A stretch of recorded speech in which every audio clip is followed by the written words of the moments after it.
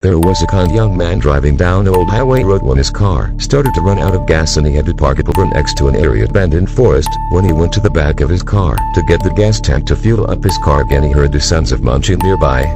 He placed down his gas tank, switched on the flashlight on his phone and stepped into the forest to find out where the noises were coming from. As he creeped further, he noticed a trail of blood leading to an open center of the forest, and as he followed the trail he saw a little girl sitting crouched down feeding on the dead corpse of a young doe. The man was shocked at first, but then wondered if the girl was lost and wanted to know where her parents were so he could take her back to them. As he called out to the little girl, she didn't respond. He called out again, still no repose, so he decided to get closer to the girl and tapped her on her shoulder, but as he did so she stopped eating the doe's flesh and lifted her head. She stayed that way for a few seconds, but then in a flash turned her head backwards with her eyes staring into the man's souls.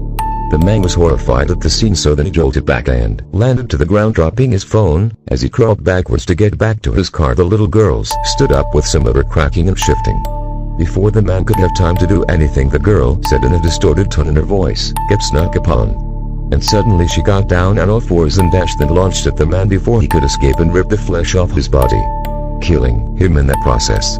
He was then reported missing several months later. This was the last sighting the man encountered with the girl before he disappeared.